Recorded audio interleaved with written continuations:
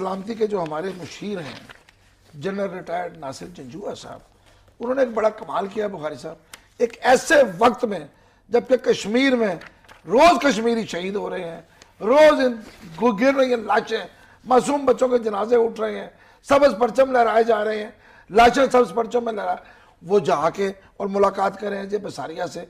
India میں ہمارے سفارتکاروں گھروں سے نکلنا مشکل کیا ہوا ہے، بازار خریداری کو نہیں جا سکتے، بچے کو اسکول چھوڑنے نہیں جا سکتے، ہم ان سے ملاقاتیں کرتے ہیں۔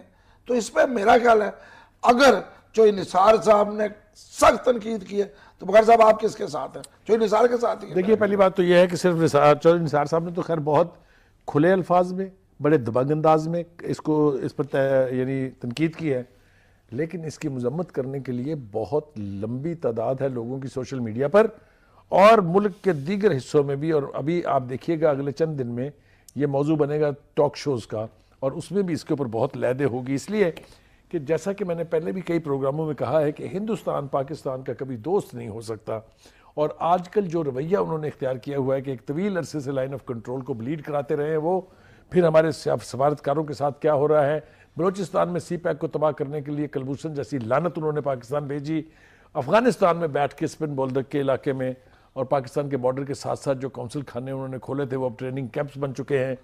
تو یہ رویہ دیکھنے کے بعد میرے خیال سے ان کے ساتھ مل کے یا ان کے کسی سفارتکار سے مل کے امن و آتشی کی بات کرنا میرے خیال سے حماقت لگتی ہے۔ مجھے جو سب سے اچھی ان کی بات لگی نا چودھری نثار کی، وہ کہتے ہیں ہم خون میں لت پت کشمیریوں کو اس ملاقات کے ذریعے کیا پیغام دے رہے ہیں؟ دیکھیے کشمیریوں کے قاتلوں سے ملاقاتیں کر رہے ہیں، سب اچھا ہے۔ جب کبھی بھی نواز شریف صاحب نے کوئی سافٹ میسیجز بھیجے تھے ہندوستان کی قیادت کی طرف، خاص طور سے مودی کے وزیر اعظم بننے کے بعد سے آل پارٹی حریت کانفرنس جو ہے وہ اس کی لیڈرشپ ہم سے سخت ناراض رہی، اور یہ کچھ ٹھکی چھپی ناراضگی نہیں تھی، انہوں نے واشگاف الفاظ میں اس کا اظہار بھی کیا۔ بخاری صاحب میں علی گیلانی صاحب سے تب رابطے میں بھی رہا، ان کے انٹرویوز بھی کیے ٹیلی فون لائن پہ، وہ درمیان میں مداخلت کرتے تھے، راہ والے آوازیں کٹ جاتی تھی، لائن کٹ جاتی تھی، بہرحال ہم کوشش کرتے تھے ان سے بات ہو۔ وہ اتنے سخت ناراض تھے، وہ کہتے تھے تم نے ہماری تحریک کا بیڑا غرق کرنے کو اٹھانا ہوا ہے، پاکستان ہماری مدد کو ہے، پاکستان کے بل بوتے پہ ہم یہاں کھڑے لڑ رہے ہیں، اور آپ اس ہندو سے دوستی کر رہے ہیں۔ یہ الفاظ تھے۔ میں نے تو آپ کو کہا شعیب الدین ہندوستان سے دوستی کبھی ہو ہی نہیں سکتی، اس لیے کہ وہ جب سے پاکستان بنا ہے تب سے نہ انہوں نے ہمیں دل سے آپ تسلیم نے بھی کیا کل ہی کہا کہ مجید نظامی کا یہ کہنا تھا کہ بھارت کی دوستی ممکن نہیں۔ ہاں نہیں پاسبل نہیں ہو سکتی، لیکن یہ ناصر جنجوعہ صاحب کے اوپر ہم نے یہ تو تنقید کر دی ہے اور بالکل صحیح تنقید کی ہے، میرے خیال سے اس پر دو رائے نہیں ہو سکتی، لیکن انہوں نے امریکہ کے بارے میں کچھ تھوڑا سا حق گوئی سے کام لیا ہے، اس کی بات آپ نے کی، مجھے سخت گلہ ہے آپ سے، اس کا بھی تو تذکرہ کر دیتے کرتے ہیں، کب کا ختم ہوا ہے، ابھی تو ان پہ تبرہ تھا، کوئی اچھی بات بھی کر لیں گے، اس میں کیا برائی ہے؟ کیا کہتے ہیں وہ کہتے ہیں کہ اگر امریکہ کا اتحادی ہم پاکستان نہ ہوتے تو آج افغانستان آزاد ہوتا ہے، بڑی بات ہے۔ امریکہ سے اتحاد کی قیمت بھی چکا دی ہے ہم نے، اور کتنی زیادہ چکائی ہے۔ جو سب سے خوفناک بات کی ہے انہوں نے وہ یہ ہے کہ اگر ہم نے ان کا افغان جہاد میں سوویت یونین کے خلاف ساتھ نہ دیا ہوتا تو آج امریکہ دنیا بھر کی واحد سپر پاور نہیں بنتا تھا۔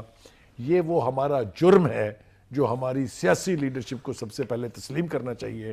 ہمیں دوزخ میں جھونک کے اپنا مقصد نکلتے ہی جنیوا ایکارڈ کی سگنیچر کے بعد اس نے پلٹ کے نہیں دیکھا کہ پاکستان کا کیا حال ہے۔ 45 سے 50 لاکھ افغان مہاجرین جو ہیں وہ ہمارے مہمان بنا دیے انہوں نے، جن کی میزبانی کا رول ہم اب تک ادا کر رہے ہیں اور بھگت رہے ہیں اپنے اس جرم کی سزا جس میں ہم نے اپنے لوگوں کی قربانیاں دی، اپنا نقصان کرایا، اپنے کاروبار جو ہے افغانیوں کے قبضے میں دے دیے، ان کو لے کے ہم بیٹھے ہوئے ہیں، اور امریکہ بہادر جو ہے وہ اب جاننے کے لیے اور ہمیں پہچاننے کے لیے تیار نہیں۔ انہوں نے ایک اور چیز یاد کرائی ہے، وہ کہتے ہیں اگر سوویت یونین قائم رہتا تو کیا دیواریں برلن گر جاتی؟ دیکھیں کتنی بڑی بات کی ہے۔ یہ وہی اپنا جرم مان کے اس کے آفٹر میتھس کا تذکرہ کر رہے ہیں۔ یقینی طور پہ اگر سوویت یونین نہیں ٹوٹتا تو دیواریں برلن نہیں گرتی، اس میں کوئی دو رائے نہیں ہے۔ یہ پولینڈ اور یہ سارے ملک چیکوسلواکیا، ہنگری، رومانیہ، یہ بلغاریہ کہاں سے آزاد ہوتے ہیں؟ یہ تو سب آج بھی وہی رہتے ہیں۔ دیکھیے بات یہ ہے کہ افغانستان کا جو جہاد تھا وہ جب تک تو مجاہدین یہ جہاد اپنے لیے لڑ رہے تھے اس وقت تک تو ٹھیک تھا، لیکن جب انٹرنیشنل پاورز انٹرسٹڈ ہوئی اس میں اور سوویت یونین کی تباہی کے لیے انہوں نے ہمیں استعمال کیا، وہ ہمارے اقدام جو ہیں اس پر ہمیں پچھتاوا تو ہے ہی، لیکن مجھے اس بات کی خوشی ضرور ہے کہ اب ذرا قربتیں جو ہیں ہماری روس کے ساتھ وہ بڑھ رہی ہیں. ہمارے ڈیفنس منسٹر جو ہیں وہ آج کل وہاں دورے پر گئے ہوئے ہیں. بعض دفعہ ڈر لگتا ہے کہ روس کو یاد ہے کہ ہم نے اس کی تباہی میں کیا کردار ادا کیا تھا. یہ بھی تو آپ سوچیں. دیکھیے وہ سب کچھ یاد ہے، لیکن اس نے بھارت کے ساتھ جو 65 برس ساتھ دیا تھا، اس کے بعد بھارت نے جا کے امریکہ کی گود میں بیٹھ کے جو ان کو صلہ دیا ہے، وہ روسیوں کو بھی تو یاد ہونا چاہیے نا. تو سر وہ ابھی بھی ہم نے تو پھر 65 سال اپنا اتحادی ہونا ثابت کر دیا اور نبھا دیا امریکہ کے ساتھ. لیکن سر ابھی تو اور تبدیلی آ رہی ہے نا. آپ ادھر دیکھیں، ترکی جو سارا اسلحہ امریکہ سے خریدتا تھا وہ اب رشیا سے جا کے وہ ڈیفنس میزائل خرید رہا ہے. یہ آپ نے صحیح بات کی ہے. ریجن میں پرانی الائنسز تبدیل ہو کے نئی الائنسز میں بدل رہی ہیں. مطلب ہے ترکی اور پاکستان جو دونوں امریکن الائی تھے وہ ٹوٹل رشیا میں جا رہے ہیں. افغانستان کے لیے جو ڈائیلاگ چائنا اور رشیا نے انیشیٹ کیا، جس میں ہم، ایران اور ترکی شامل ہیں اور افغانستان شامل ہے، اس میں امریکہ اور بھارت کہیں دور دور نہیں ہے. تو یہ بھی ایک نیا انیشیٹو اس ریجن کے بیچ میں ہے. ہم توقع کرتے ہیں کہ ہماری لیڈرشپ اس ساری تبدیلیوں کو سامنے رکھ کے مناسب وقت پر. مجھے تو خوشی صرف اتنی ہے کہ اس سیناریو میں بھارت تنہا ہے، آخر میں اکیلا ہوگا اور بچے گا نہیں. دیکھیے جو اس کی پالیسیز ہیں، جو اس کا رویہ ہے، جو اس کی روش ہے، جس طریقے سے وہاں اینٹی مسلم ایٹیچیوڈ پایا جاتا ہے. مودی صاحب جو ہیں مسلمان کے قتل اور شہادت کو یہ کہے کہ میری کار کے نیچے اگر کتا آ جائے تو میری ذمہ داری تو نہیں ہے. اس رویے کے ساتھ ہندوستان تنہا ہوگا، ہندوستان کے ٹکڑے ہوں گے، ہندوستان سمٹے گا اور پھر باقی ساری زندگی پچھتاتا رہے گا. ناظرین یہ کوئی یہ نہ سمجھے کہ ہم یہ بددعائیں دے رہے ہیں، یہ ہم آپ کو فیوچر بتا رہے ہیں جو ہوگا. یہ ہمارا ایمان ہے اور ہمارا یقین بھی ہے. بہرحال اس یقین. ویلکم بیک ناظرین. اب میں آپ کو ایک چھوٹا سا کچھ سین دکھانے لگا ہوں، بلکہ سنوانے لگا ہوں. یہ سنیے اور اس کے بعد مجھے بتائیے کیا یہ لوگ احترام کے قابل ہیں. یہ ذرا ناظرین سنیے گا ذرا الفاظ. فال نکالنے والے لوگ جو ہیں کہتے رہے یہ میڈیا کے لوگ جو ہیں، یہ میڈیا بھی کاروبار بن گیا ہوا ہے، یہ صحافت نہیں رہی. یہ بھی شام کو چھاپے لگا کے بیٹھ جاتے ہیں اور سودا بیچنا شروع کر دیتے ہیں. یہ صحافت نامہ کوئی پیشہ جو ہے، کوئی مقدس پیشہ یا جس طرح سیاست پیشہ ہے اس طرح صحافت بھی پیشہ ہے.